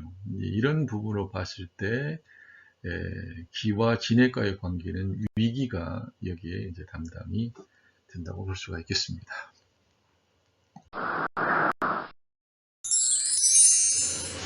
약이 되게 하는 영양조리와 음식 제5강 정기혈진액학설과 약산 세 번째 시간입니다. 오늘에는 그 정기혈진액학설 중에 혈의 생성과 운동 및 응용에 대한 부분을 보시도록 하겠습니다. 지난 시간에 정과 기의 생성과 운동 및 응용에 대한 부분들을 살펴보았는데 그 정과 혈이 얼마만큼 서로 유기적인 관계를 맺고 있는지에 대한 부분을 아마 보셨을 것 같아요. 그리고 선천적인 부분도 굉장히 중요하지만 후천적인 자양도 너무너무 중요하다. 그리고 후천적인 자양 속에는 있는 정과 기를 다 소모해 버리는 것보다 적절히 남겨둬야 또한 충영되어지고 그로 인해서 건강을 유지할 수 있다. 너무 바짝 다 써버리게 되어지면, 정의됐던 기를 다 바짝 써버리게 되면 그만큼 건강 증진에, 그리고 무병장수에, 질병 예방에는 취약한 상태를 만든다고 볼 수가 있겠어요. 그러니까 적당하게 너무 지나치지 않게 잘 조절해서 사용해야 된다라고 하는 부분을 한번 느끼시지 않았을까 싶습니다. 만약에 그걸 못 느끼셨다 한다면 오늘 시간부터라도 정과 기는 한꺼번에 함부로 그렇게 막 사용하는 게 아니다. 왜? 소중하니까. 굉장히 소중하니까 잘 사용을 하고 또 잘 간직해야 됩니다. 자, 그렇다면 혈은 어떻게 생성이 되어질까요? 혈은 선천적인 정기와 수곡에 의해서 이제 형성이 된다고 볼 수가 있겠습니다. 그래서 선천적인 정기는 신장의 정으로 조장되어 있고, 이 신장의 정은 바로 골수와 간의 간의 역할에 의해서 혈의 생성에 관여를 하게 되어지고, 수곡에 관련된 부분은 바로 비장과 위장의 윤화 공명에 의해서 소화 흡수 과정을 통해서 수곡의 정미한 물질들이 심장과 폐장의 유기적인 관계를 통해서 혈의 생성에 관여를 되어지는 거죠. 그러니까 혈의 생성은 골수와 간과 심장과 폐의 유기적인 관계를 통해서 혈이 완성되어진다, 이렇게 보실 수가 있겠습니다. 옆에 당귀가 있는데, 이 당귀는 바로 이제 혈을 만들어내는데 보혈과 활혈에 아주 으뜸이라 그냥 여기다가 그림을 그려 나왔습니다. 그러나 단순히 당귀가 그런 혈에 아주 좋은 부분이지만 보혈과 활혈에 아주 좋은 약재지만 당귀만 가지고는 또 힘이 약하죠. 그러면 여기에 전통적으로 더 혈을 만들고 싶다 한다면 이제 황기 같은 경우를 넣어서 당귀, 황기 포함해서 황기 보혈탕이 되게 더 막강하게 기를 대표하는 약조, 보기의 대표 약재와 보혈의 대표적인 약재가 만나게 되어지면 보기, 보혈이 이제 완벽하게 일어난다고 이제 볼 수가 있는 거죠. 이런 내용들은 우리가 이제 약선 본초학을 공부를 하게 될 때 본격적으로 공부를 하게 될 거고, 그냥 우리가 혈에 대한 부분을 볼 때 그냥 여러분들이 당귀 정도는 좀 기억을 하고 계시면 좋을 것 같아서 혈 옆에다가 그냥 당귀 본초 사진을 하나 올려놔 봤습니다. 혈의 기본 개념을 말씀드리겠습니다. 혈은 맥중을 순행하는 기본 물질입니다. 맥에 대한 기본적인 개념이죠. 그리고 맥중을 순행하는 기본 물질인데, 맥은 무엇이냐? 맥은 혈액이 운행되는 관도로 전신에 분포되었다. 그러니까 혈은 피를 이야기하는 것이고, 맥은 혈관을 이야기한다고 볼 수 있겠어요. 그래서 가장 큰 심장에서부터 대동맥에서 대정맥, 그 다음에 아주 말초에 있는 말초 동맥과 말초 정맥까지 이제 이 맥이라고 이야기를 할 수 있겠어요. 그래서 혈이 이제 맥으로 전신을 통해서 맥을 통해서 전신으로 이제 흘러다니면서 장부와 경락과 형과 체와 관규의 생리활동에 필요한 영양물질을 제공하고 생명활동을 할 수 있는 근본적인 부분들을 바로 이 혈이 담당한다. 이렇게 말씀드릴 수 있겠습니다. 두 번째, 혈액의 생성에 대해서 살펴보겠습니다. 혈액 생성의 기본적인 물질은 수곡지정과 신정이 되겠는데요. 여기서 수곡지정이라 하면 이제 수곡이 변화된 정미 물질과 정이 염기로 변화된 물질, 그리고 또 유용한 진액이 맥에 혈관 중으로 혈관 속으로 들어가서 홍색으로 변하여 혈액이 된다, 이렇게 이야기했어요. 그러니까 이제 피가 이제 붉은색이니까 지금 현대적으로 보면 뭐 백혈구, 적혈구, 뭐 혈장이니 이런 개념들에 대한 부분이 없는 상태에서 그냥 수곡의 정미 물질과 염기와 그 다음에 유용한 진액이 맥중에 들어가서 홍색으로 변하여 이제 혈액이 된다고 이렇게 표현을 하고 있죠. 그리고 또 혈액 생성의 기본 물질은 신정입니다. 신정도 역시 혈액을 생성하는 기본 물질인데, 정과 혈은 서로 자생하고 또한 상호 전화되고 그런 관계로서 신정이 충족되면 간혈로 변화해서 혈액이 또한 충실하게 된다, 이렇게 볼 수 있습니다. 혈액을 생성에 관여하는 장기와 그런 기능을 보게 되면 비장과 심폐와 신장이 특별히 많이 관여를 한다고 볼 수 있는데, 비위의 부분은 이제 지금 굉장히 많이 듣고 계시는 바로 그 수곡 정미 물질이죠. 우리가 먹는 그 음식물들이 정미한 물질로 이제 바꿔져서 혈액 생성에 이제 관여하는 것이고, 심폐는 비위의 수곡 정미로 인해서 운화된 물질을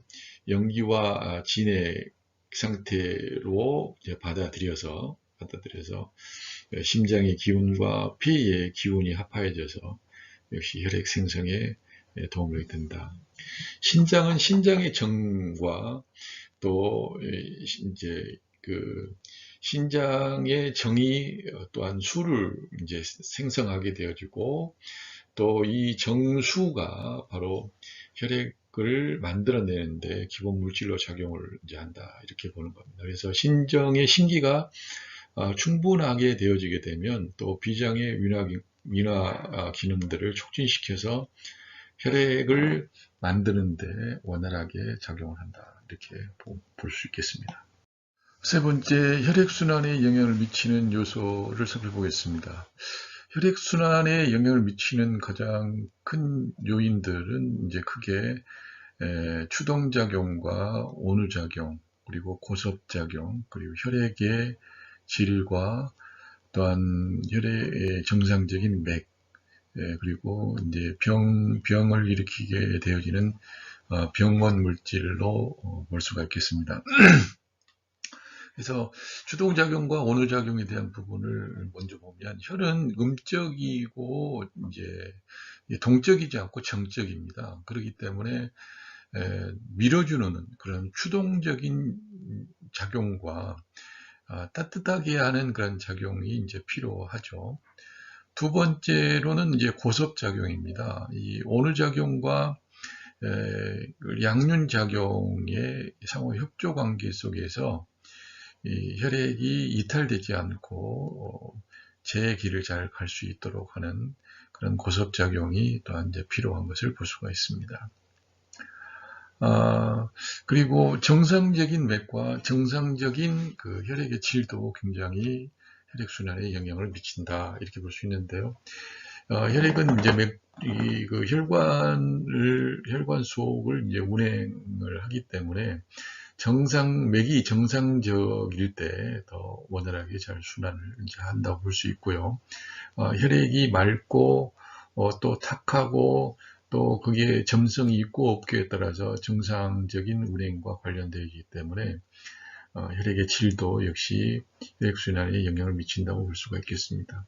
그리고 혈액순환에 또한 영향을 미치는 이제 병원 물질들, 이 병사가 침입했을 때 여러 가지 증상들이 보여지게 되는데, 만약에 예를 들어 열을 발생을 한다든지 몸이 차가워진다든지 하게 되어지면, 열이 발생되어져도 혈액순환이 잘 이루어지지 않고, 또 너무 이제 한증을 보이게 되어져도 역시 맥이 잘 형성이 되지 못하게 되어지고, 순환 또한 어혈들이 있다든지 하게 되면 혈액이 또 지체되어져서 잘 돌지 못하는 그런 상황이 벌어질 수가 있게 됩니다. 즉 병사가 침입해서 뭐 염증을 만들어내게 되어지고 또 혈액이 잘 지체되어지고 하게 되어지면 그 부산물들이 생겨나잖아요. 그럼 그 부산물로 인해서 혈액순환에 영향을 미친다고 보는 겁니다. 혈과 관련되는 장부의 기능을 살펴보도록 하겠습니다. 혈액의 정상적인 운행을 위해서는 심장과 폐장과 간장과 비장의 기능과 밀접한 유기적 관계를 통해서 이루어진다고 볼 수가 있습니다. 그래서 심장은 주요한 특성으로 추동작용이 여기에 관여를 하고, 폐장은 선발 숙강작용으로, 간장은 소설작용으로, 비장은 통혈작용으로 이 혈액 순환과 혈액의 정상적인 운행과 거기에 깊이 관여를 한다고 볼 수 있죠. 심장의 추동작용은 어머니의 뱃속에서부터 죽을 때까지 계속 반복되어지는 부분입니다. 그래서 피를 전신으로 흘러갈 수 있도록 하는 작용을 하는 거죠. 만약 심장의 이 추동, 밀어주는 작용이 없게 되어진다고 한다면 전신의 모세혈관까지 분포되어 있는 전신의 이 세포들은 영양을 공급받기에 이제 부족할 수밖에 없고, 또한 그 대사의 산물인 유해한 물질들을, 또한 이산화탄소들을 배출을 하기에 이제 어려움, 배출을 할 수가 없는 거죠. 그리고 산소 공급도 이제 불가능하게 됩니다. 그러면 뭐 생명활동은 이제 끝이라고 볼 수 있는 거죠. 그리고 폐장은 이제 선발 숙강작용을 통해서 바로 그 심장의 보조적인 그런 혈액순환 작용에 도움을 준다고 볼 수가 있습니다. 심장의 혈액 속에 영양물질이 들어있다고 한다면, 그리고 혈액 속으로 유해 가스, 이산화탄소들이 많이 포함돼서 들어오게 된다면, 폐장은 바로 유해 가스들을 이제 배출하고 맑은 공기를 또다시 심장을 통해서 들어온 혈액에 다시 공급을 해주는 역할을 하기 때문에 폐장의 선발 숙강작용, 호흡작용을 통해서, 들숨과 날숨의 작용을 통해서 바로 이 혈액에 관련된 정상적인 운행에 이제 관여를 하는 거죠. 그리고 간장은 또는 간장혈이라고 해가지고, 간은 이제 혈을 저장하기도 하지만 간이 주요적으로 하는 그의 특성은 이 소설작용입니다. 소설작용은 마치 나무를 예를 들어보게 되면 그 나무의 뿌리와 줄기, 가지, 꽃, 열매 이렇게 구성되는 부분에 있어서 뿌리가 땅의 기운을 줄기와 가지와 이파리를 통해 가지고 쭉쭉 뻗어 나가서 이파리에까지 전달되게 하는 역할을 하잖아요. 그리고 또 이파리에 있는 이파리를 통해서 이제 하늘의 기운들을 이제 공급받아 가지고 태양광을 받아서 또 가지로, 줄기로, 이제 뿌리로 해가지고 또 그 영양분을 밑으로 또 내리는 과정을 볼 수 있습니다. 그래서 전신으로 퍼졌다가 또 퍼진 것이 또 다시 돌아오게 하는 그런 역할들이 잘 이루어질 때 소설작용이 잘 이루어진다, 이렇게 이제 보는 겁니다. 근데 이 역할을 하게 하는 것이 바로 간장이 하고 있고, 이 간장의 소설작용은 혈액의 정상적인 운행에 깊이 관여하고 있다, 이렇게 볼 수 있는 겁니다. 그리고 비장의 통혈작용이 또한 있는데, 비장은 운하功能도 있지만 비장은 무엇보다 혈관의 출혈을 막는, 그래서 그 피가 잘 흐르도록 피가 새어나감이 없이 피가 잘 흐르도록 길을 만들어주고 통로를 튼튼하게 만들어주는 그런 역할, 즉 혈이 혈관 밖으로 이탈하지 않도록 막아주는 그런 역할을 통해서 혈액의 정상적인 운행에 관여를 합니다. 네 번째로 혈의 기능에 대해서 말씀드리겠습니다. 혈의 기능의 대표적인 부분은 유양과 화신이 되겠습니다. 유양은 혈이 맥을 순행하면서 혈관을 순행하면서 내장에서부터 피육근골, 피부와 근육과 그 다음에 골수를 쉬지 않고 이제 유양해주고 자윤해주는 작용을 하는 겁니다. 이렇게 쉬지 않고 유양과 자윤을 통해서 각 장부 조직기관의 생리활동을 이제 발휘할 수 있게 해주고 생명활동을 정상적으로 유지하게 하는 역할들을 한다고 보는 거죠. 그리고 화신이라고 하는 부분은 혈 자체를 기체라고 이제 보는 거예요. 그래서 정신활동의 물질적인 이제 기초로서 바로 인체의 정신활동이 혈액의 영향을 얻어야 물질의 기초로 충성되어지고 또한 정신의식 활동이 원활하게 되어진다. 그래서 이제 피가 부족하다든지 피가 탁하고 피가 건강하지 못하게 되어지면 정신적인 부분도 역시 감각적으로 영민하지 못하고 또 사회활동이나 이런 부분이 민첩하지 못하게 되어지고 정신적인 부분도 이제 부자연스러운 그런 일들이 발생하게 되어집니다. 그래서 혈의 기능적인 부분으로는 보면 크게는 이제 유양하고 이제 화신하는 거죠. 그래서 뭐 단순하게 우리가 영양학적으로 봤을 때 영양을 공급하고 또 부유물질들을 이제 또 이제 해결을 하고 산소와 이산화탄소를 교환하고 하는 그런 역할들이 이제 혈에서 일어난다. 이 정도로 우리가 알고 있는데 우리 한의학적인 차원에서는 유양과 화신이다. 이렇게 말씀드리겠습니다. 정기혈 진액의 관계를 보도록 하겠습니다. 이 혈은 정과 그리고 진액과 기와 그런 관계를 가지고 있는데 정과 관련되어져서는 혈이 정이 되기도 하고 또 정의 원인 물질이 되기도 합니다. 그리고 혈은 기와 함께 영양 물질을 전달하고 이 맑은 공기와 탁한 공기를 서로 교환을 해서 전신을 유양하고 자윤하는 작용들을 하고 아까도 방금 전에도 말씀드린 것처럼 화신의 작용들을 해내는 것을 볼 수 있고요. 또한 혈이 진액의 근원 물질이 되기도 하지만 또 진액이 또 혈로 바뀌게 되어져서 정상적인 그 생명 활동을 할 수 있도록 유기적인 그런 관계들을 유지할 수 있도록 하는데 기본적인 역할들을 한다. 이렇게 혈의 관계를 말씀드리겠습니다. 이야기되게 하는 영양조리와 음식 제5강 정기혈 진액학설과 약선 네 번째 시간입니다. 오늘은 진액의 생성과 운동 및 응용에 대한 부분을 살펴보겠습니다. 진액의 형성 과정을 이제 도표로 살펴보겠습니다. 왼쪽에 보게 되면 이제 음식물을 입을 통해서 이제 섭취를 하게 됩니다.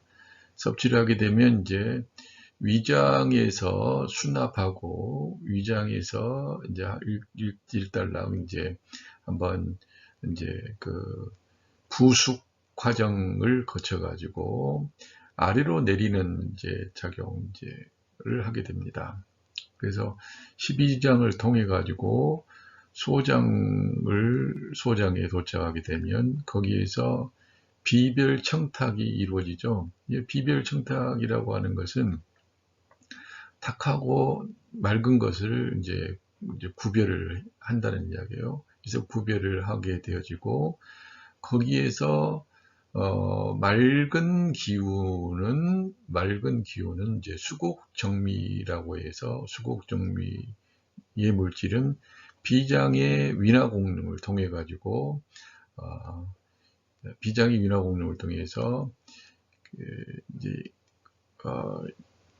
폐장과 이제 심장과 신장을 통해서 이제 혈을 만들어가는 과정을 거치게 되어지고요.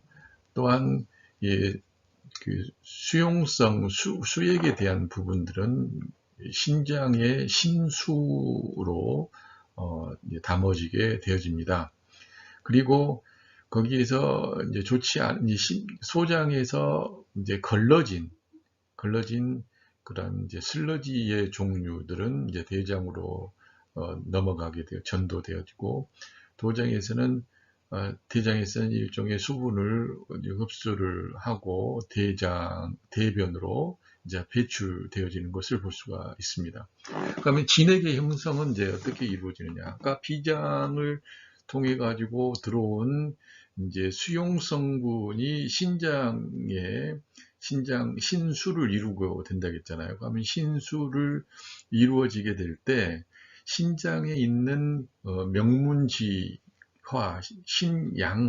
신장의 양기가 신장의 음기, 신장의 수를 데우게 되어지고 이렇게 데우게 되어지면 신장의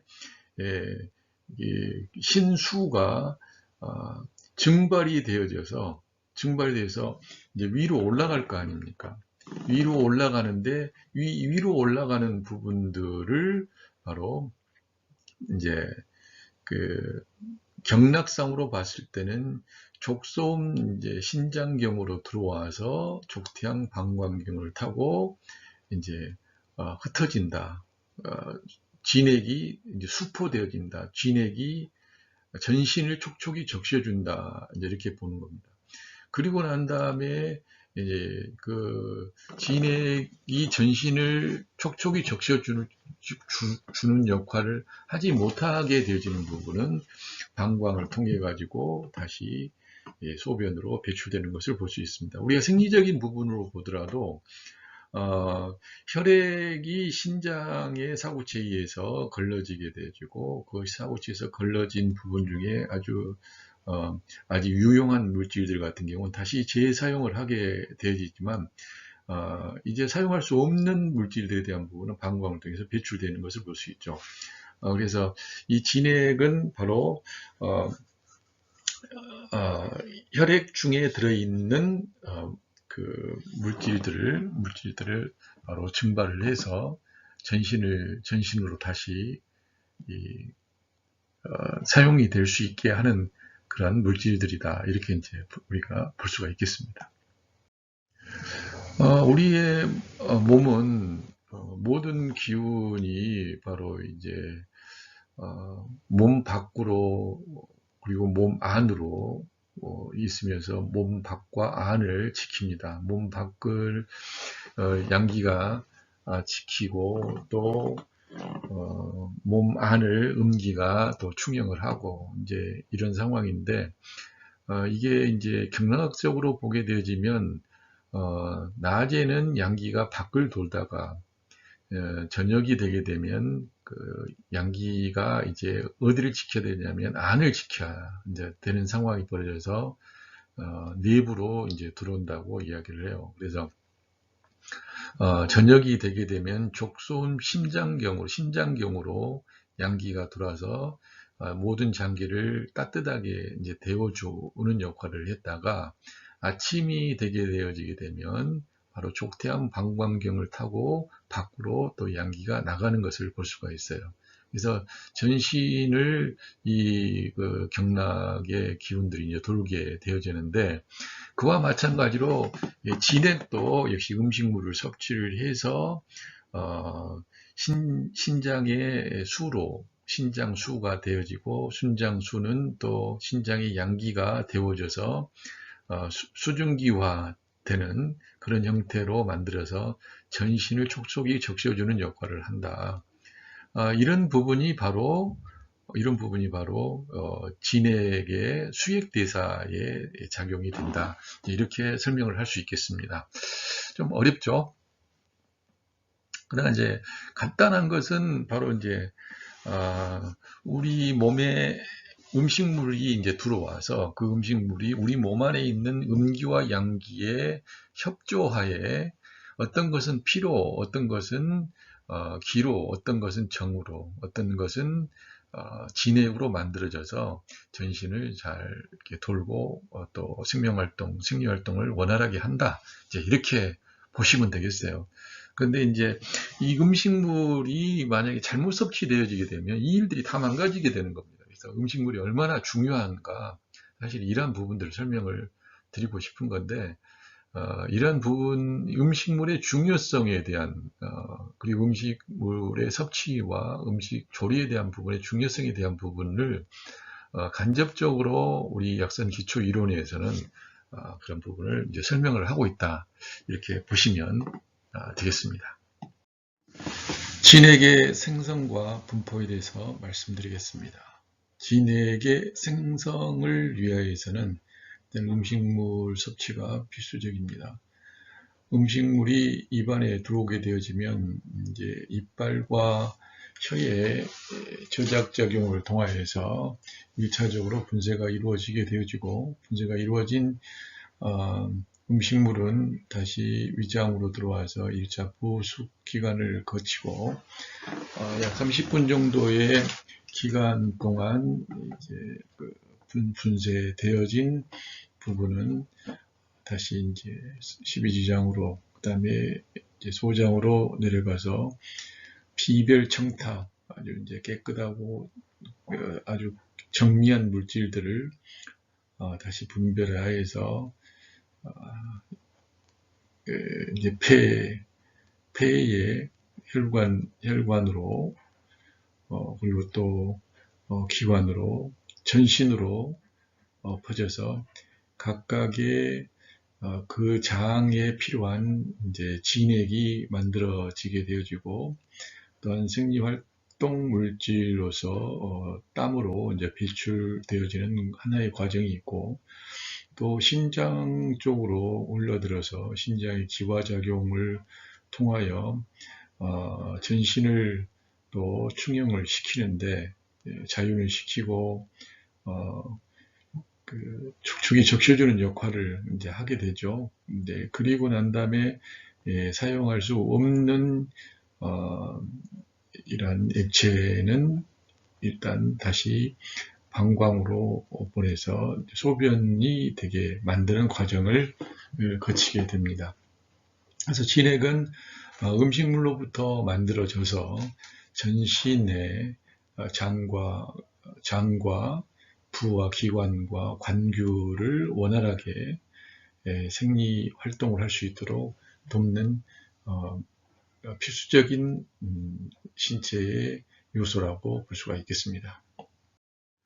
진액의 기본 개념을 말씀드리겠습니다. 진액은 모든 정상수액의 총칭이며 인체 각 장부의 형체와 관규 내에 들어있는 정상 액체와 정상적인 분비물을 진액이라고 말씀할 수 있습니다. 여기에 또한 진액은 다시 진과 액으로 나눠지는데요. 진은 진액 중에서 질이 비교적 엷고 맑고 좀 투명하고 유동성이 아주 큰 그래서 체표 피부 또는 근육과 근육 사이에 그리고 공간이 있는 그런 부분 속에 넓게 퍼져 있어서 또 이렇게 혈액으로 스며들어서 자윤작용을 일으키는 것을 진이라고 이야기하고 액이라고 하는 것은 진액 중에서 비교적 질이 농후하고 유동성이 적은 물질로서 골절이나 장부, 뇌, 골수 등에 머무르면서 골절, 장부, 뇌, 골수 등을 유양하는 작용을 하는 것을 액이라고 이야기합니다. 진액의 대사작용을 보게 되면 진액의 생성과 공급의 과정들을 우리가 볼 수 있게 되는데요. 진액의 생성은 수곡 정미 물질을 이제 흡수함으로 인해 가지고, 그리고 대장에 남겨진 찌꺼기에서 수액을 흡수해서 방광으로 이제 보내는 그런 방법을 통해서 생성이 되어지고, 또한 수곡 정미와 이 수액이 전신으로 공급되어져 가지고 유기적 관계를 맺으면서 생성되어지는 이러한 과정을 이야기할 수 있겠습니다. 그리고 이렇게 해서 생성되어져 있는 진액들은 이제 전신으로 이제 퍼져 분포되어져 있는데요. 특히 비장과 폐장과 신장과 간, 이 3초 등의 이 장부와의 생리관계, 협조관계 속에서 완성되는 것을 볼 수가 있습니다. 그래서 위장과 비장과 관련되어진 수곡정미와, 그리고 비장의 이제 위나 수액 작용과 폐장의 선발 숙강의 진액 과정, 그리고 간 기운의 이제 그 소설 작용에 의한 진액의 그 움직임, 진액의 그 움직임을 또한 들 수가 있고, 3초를 통해서 통로가 되어지는 결속 통리되어지는 그런 작용들을 통해서 진액이 만들어지고 배설되어지는 그런 과정까지가 바로 여기에 해당되는 부분이 되겠습니다. 그래서 때에 따라서는 그 진액이 만들어지고, 또한 진액이 활발히 움직이고, 또한 진액이 또한 억제되어지는 과정을 통해서 진액의 대사작용들이 이제 일어난다고 볼 수가 있겠습니다. 무엇보다도 간주 소설 기능과 기기 통창으로 인해서 수액의 수포와 통창이 이제 수월해진다, 이렇게 볼 수가 있겠고요. 3초의 길을 통해서 승강 출입이 원활하게 이루어진다. 그리고 또한 이 진액의 배설 과정에 대한 부분을 볼 수가 있겠는데요. 진액의 배설은 신장과 폐, 비장과 연관이 되어 있어 대부분 소변이나 땀, 그리고 호흡이나 대변을 통해서 배설된다고 하는 것을 볼 수가 있습니다. 그래서 진액은 각각의 오장육부와 각각 신체 기관과 신체의 체표와 신체 내부에 깊숙이 관여하여서 생리활성 물질로서의 그 일들을 담당할 뿐만 아니라 또한 생리활성 물질로서 소모되어진 부분들이 또 배설되어지는 과정까지 서로 관여하고 있다고 하는 것을 우리가 볼 수가 있겠습니다. 세 번째는 진액의 기능입니다. 진액의 기능도 역시 자윤유양하는 작용과 충양혈맥하는 작용이 가장 큽니다. 그래서 자윤유양 작용과 혈맥하는 과정들을 통해서 우리의 몸 안팎의 환경을, 그리고 우리의 몸 안팎의 음양적인 평형을 조절하는 그런 작용들을 한다, 이렇게 말씀드릴 수 있겠습니다. 그래서 정기혈, 진액, 이 모든 것들이 결국에는 신체 각 자체에 대한 부분들을 자윤하고 유양하는 그런 기능들을 가지고 있어요. 그래서 생명대사, 생명활성작용, 생리기능 활성작용들에 대한 부분에 있어서 기혈, 진액은 가장 기본적인 단위로서, 가장 기본적인 물질로서, 가장 최소 단위의 활동으로부터 시작해서 전체를 유기적으로 연결되어지면서 혁명활동을 하고 있다, 이렇게 말씀을 드릴 수가 있겠습니다. 자윤유양의 작용에 대한 부분을 우리가 잠깐 보게 되면, 이 진액은 액체 상태로 자윤작용을 합니다.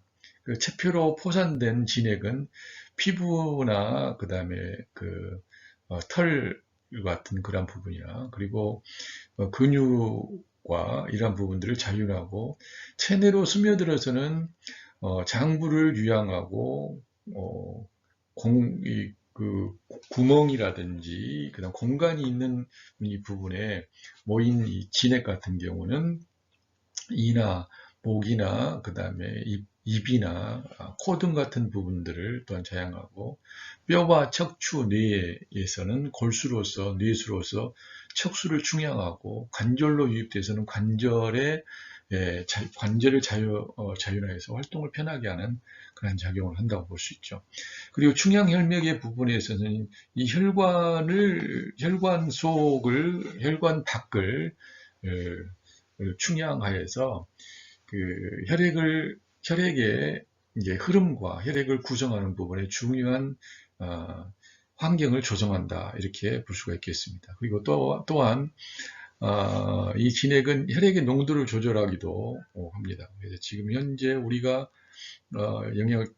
현대의학적인 부분으로 봤을 때는 혈장과 같은 이러한 부분들이, 그리고 피 속에 들어있는 수분과 같은 이러한 부분들이 진과 액의 역할을 하고 있다고 볼 수가 있겠죠.